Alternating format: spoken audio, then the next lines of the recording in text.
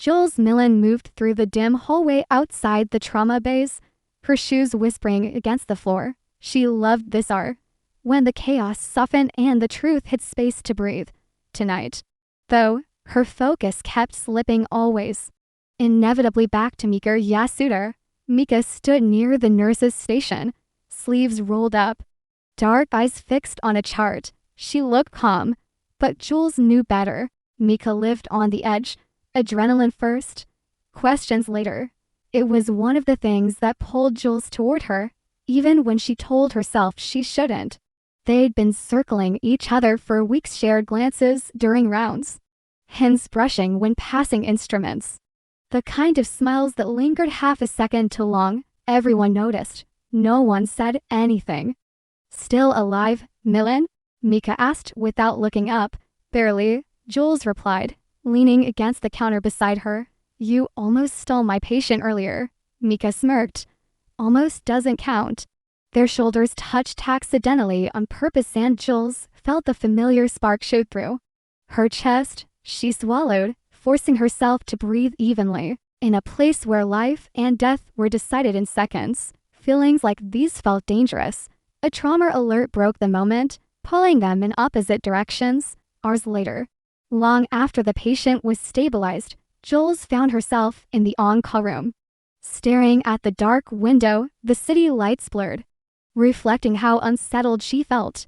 The door opened softly. You disappeared, Mika said, stepping inside. Jules didn't turn round. I needed quiet. Mika closed the door behind her. The room felt smaller instantly. You okay? That question gentle.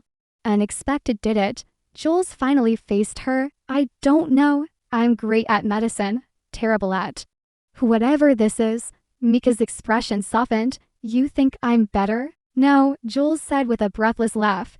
But you pretend you are. They stood inches apart now. Jules could smell Mika's soap, could see the faint crease between her brows. This wasn't just tension anymore.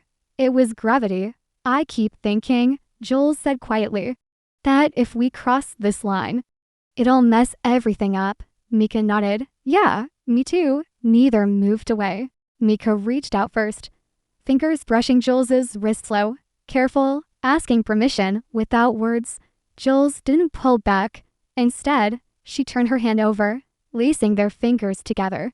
That's the problem, Mika murmured. I don't want to stop. Jules felt her heart hammering. Me neither. The kiss happened softly, like a secret. Mika leaned in, hesitant at first, lips barely touching Jules's.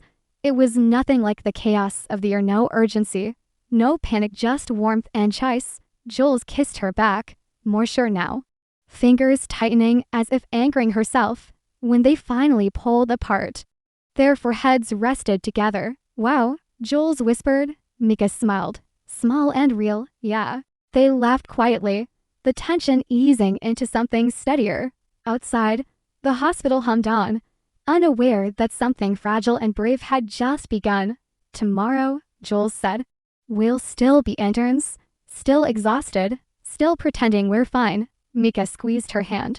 But tonight, Jules replied, smiling. We're on the edge. Mika kissed her again just once more before stepping back. Worth it, she said. As Mika left the room, Jules touched her lips, feeling lighter than she had in weeks. In a place built on survival, she realized love didn't need to be safe. Sometimes it just needed to be true.